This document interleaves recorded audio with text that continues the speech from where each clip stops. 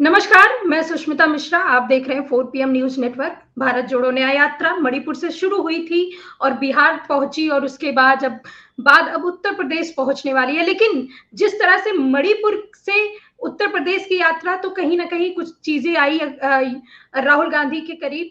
असम में आपने देखा ही होगा, लेकिन अब उत्तर प्रदेश आने वाली है और गठबंधन को लेकर एक बड़ी चर्चा फिर से शुरू हो गई है, क्योंकि अखिलेश यादव ने आज बयान दिया है कि वो उनको निमंत्रण नहीं मिला भारत जोड़ो न्याय यात्रा में शामिल होने का। ये बहुत बड़ी बात है, क्योंकि पिछले दिनों आपने देखा था कि गठबंधन में सब कुछ सही चल रहा था। गठबंधन में सीटें का भी ऐलान कर चुकी थी सपा। लेकिन अब क्या हुआ? अब क्या मामला आके फंसा है? इस तरह के बयान सामने आ गए। क्या गठबंधन में कुछ सही नहीं चल रहा? आज इसी पर हम चर्चा करेंगे। हमारे साथ वरिष्ठ पत्रकार मुकेश सर जुड़ चुके हैं। मुकेश सर, बहुत बहुत स्वागत है आपका। सर, ये जो बयान दिया है अखिलेश यादव में, आप भारत जोड़ो यात्रा में शामिल होंगे? देखिए, मुश्किल तो ये है कि कई बड़े आयोजन होते हैं, बड़े कार्यक्रम होते हैं, हम लोगों को निमंत्रण ही नहीं मिलता। तो अपने आप क्या मांगे हम निमंत्रण? राम मंदिर में तो निमंत्रण मिला था आपको? अपने आप मांगने से मिला। जब आवाज उठाई हम लोगों ने कि बताओ हमारा घर गंगा जल से धोया, तब सुनने में आया कि उन्होंने कहा निमंत्रण दे दो, ठीक है। उस समय आएगा। मैंने आज से कहा कि ये जो समय है, समय के हिसाब से सब चीजें होती हैं और भगवान हमें बुलाएंगे तो हम जाएंगे। और कब उनकी इंडिया गठबंधन बनेगा कब इच्छा हो जाएगी बुलाने की, अब ये तो भगवान ही जानते हैं। इंडिया गठबंधन बनेगा, इंडिया गठबंधन छोड़कर अगर उससे अलग इसको किस तरह से जोड़ते हैं आप? मुझे लगता है कि अखिलेश यादव को जो मध्य प्रदेश के अनुभव हुए हैं, जिसमें मध्य प्रदेश के कांग्रेस अध्यक्ष ने उस समय बोल दिया था कि जब सीटों के बंटवारे की बात आई तो उन्होंने कहा कि छोड़िए अखिलेश वखिलेश। तो वो कहीं से उनको जो कांटा चुभा हुआ है वो मध्य प्रदेश का है। लेकिन इस बीच में हुआ ये कि राहुल गांधी उत्तर प्रदेश में कम से कम जो भाजपा विरोधी वोट हैं, और भाजपा विरोधी वोट में भी जो अल्पसंख्यक वोट हैं, उनके लिए एक राष्ट्रीय नायक के तौर पर उभर के सामने आ रहे हैं। तो ये सपा के लिए परेशानी में डालने वाली बात है और यही वजह है कि वो कांग्रेस का साथ रखना चाहते हैं। और कांग्रेस का साथ रखने के लिए उनको चाहिए कि वो थोड़ा सीटों के बंटवारे में उदारता दिखाएं। लेकिन दोनों बातें एक साथ नहीं हो पा रही हैं। ये जब तक पूर्वोत्तर में यात्रा रही, चाहे मैं उसके साथ था मणिपुर में, मेघालय में, उसके बाद अरुणाचल प्रदेश और असम में यात्रा रही, तो वहां तो सीधा साधा मुकाबला कांग्रेस का बीजेपी से था। तो कोई ज्यादा तकरार वाली स्थिति नहीं आई। असम में हेमंत बिश्व शर्मा ने जो यात्रा में रोड़े डाले, क्योंकि वो पुराने कांग्रेसी थे और उनके दर्द अभी गए नहीं हैं। और लेकिन जैसे ही यात्रा बंगाल में, बिहार में, झारखंड में, उत्तर प्रदेश में प्रवेश की, तो वहां पर जो गठबंधन की सहयोगी पार्टियां थी उनका सीधा टकराव कांग्रेस के साथ था। और वो विसंगतियां, वो अनोमलीज हर स्टेट में सामने आ रही हैं। अखिलेश यादव का जो बयान है कि उनको यात्रा में नहीं बुलाया गया है, तो मुझे लगता है कि थोड़ा अगर सब्र कर लेते तो ज्यादा अच्छा होता, क्योंकि मल्लिकार्जुन खड़गे पहले बोल चुके हैं कि इंडिया गठबंधन के सभी दलों के नेताओं को इसमें बुलाया जाएगा। उन्होंने तो ममता बनर्जी को भी बुलाया, जो कह चुके थे कि हम सारी सीटों पर एक साथ खुद चुनाव लड़ेंगे। उसके बावजूद उन्होंने ममता को बुलाया, वो नहीं गई, ये बात अलग है। लेकिन अखिलेश के उत्तर प्रदेश में जब राहुल गांधी आएंगे, उसमें अखिलेश को ना बुलाया जाए, मुझे ऐसा लगता नहीं है। ये प्रीमेच्योर बयान है या फिर मीडिया वालों ने उनके मुंह में माइक घुसेड़ दिए होंगे कि आपको मिला है, तो उन्होंने उस समय बोल दिया होगा जो उस समय का सच रहा होगा कि अभी तो मुझे निमंत्रण ही नहीं मिला है। लेकिन सर, जिस तरह से अखिलेश यादव बेबाकी से बयान देते हैं, आपने देखा ही होगा, अखिलेश यादव बेबाक होकर बयान देते हैं। मंदिर का जब मंदिर प्राण प्रतिष्ठा में जाने को लेकर भी उन्होंने बयान दिया था कि हमें निमंत्रण नहीं मिला था, लेकिन हालांकि उन्हें फिर से निमंत्रण मिला, लेकिन वो नहीं गए, वो उनका अपनी इच्छा है।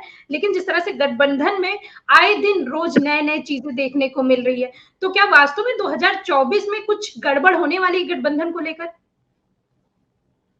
ये गठबंधन, जब इंडिया गठबंधन बना तो इसका टेक ऑफ बहुत अच्छा था। और इंडिया नाम जब इस गठबंधन ने खुद को दिया था, तो एक समय तो मैंने भारतीय जनता पार्टी की में भी खेमे में हलचल देखी थी कि वो अचानक उनको भारत का नाम भारत याद आ गया था, इंडिया गठबंधन, इंडिया कहना उन्होंने छोड़ दिया था, उसको इंडी कहा, कभी गवंडिया कहा, कभी कुछ कहा, जो एक तरह की बेचैनी थी भारतीय जनता पार्टी में इंडिया नाम को लेकर। इंडिया के 28 दलों के गठबंधन की जिस दिन बैठक होने वाली थी, उसके उसी दिन एनडीए को अपने गठबंधन के दलों की याद आई थी, उन्होंने अपने 40 दलों को इकट्ठा किया था। ये लग रहा था कि इंडिया गठबंधन ने एक अपनी धाक जमाई है, अपना एक रुतबे के साथ वो ऊपर उभरा है। लेकिन जैसे जैसे बात सीट शेयरिंग को लेकर आगे बढ़ी, तो ये जो विसंगतियां थी, एनॉमलीज थी, जो छोटे दलों की होती हैं, क्षेत्रीय दलों के बीच की होती हैं, ज्यादा से ज्यादा स्पेस लेने, ज्यादा से ज्यादा सीट लेने, एक दूसरे का जगह घेरने की जो होड़ होती है, वो स्टेट्स में आनी ही थी और आई। तो इंडिया गठबंधन मैथमेटिकली बहुत अच्छा था, लेकिन इसकी केमिस्ट्री उतनी अच्छी नहीं है, क्योंकि और होनी भी नहीं है। अगर आपका मैथमेटिक्स ये कहता है कि भारतीय जनता पार्टी 33 से लेकर 35% वोट लेकर 300 सीट जीतने वाली एक बड़ी पार्टी है, तो दूसरा तर्क ये आता है कि 65% वोट उसके खिलाफ है। लेकिन 65% वोट इतना बिखरा हुआ है कि 35 तो एक साथ नहीं हो पाया। अगर आप 35% वोट बीजेपी को ऑल इंडिया लेवल पर मिला है, तो इंडिया गठबंधन को अपना 40% तो एकजुट कर लेना चाहिए था ना, लेकिन वो नहीं हो पा रहा है।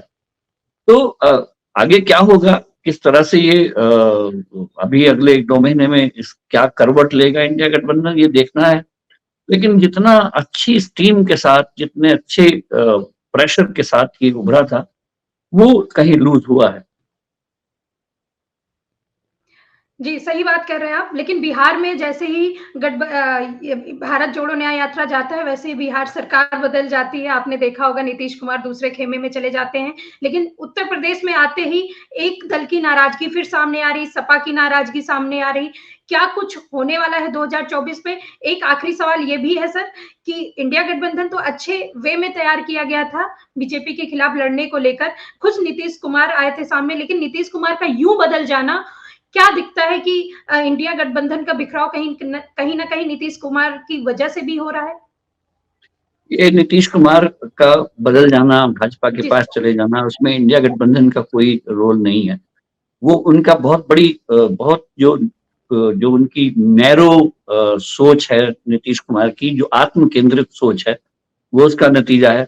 वो इंडिया गठबंधन में इसलिए आए थे क्योंकि वो समय आरजेडी के साथ थे, और इंडिया गठबंधन में वो पीएम का चेहरा बनना चाहते थे, सीएम बने रहना चाहते थे। तो फिर उनको लगा कि हम तो पीएम का चेहरा नहीं बन पा रहे हैं, सीएम का की कुर्सी आरजेडी नीचे से खिसका ले रही है, तो वो जितनी बार पलट सकते हैं उन्होंने पलटी मारी है और वो चले गए। और तो ये नीतीश कुमार की प्रॉब्लम ज्यादा है, इंडिया गठबंधन की नहीं है।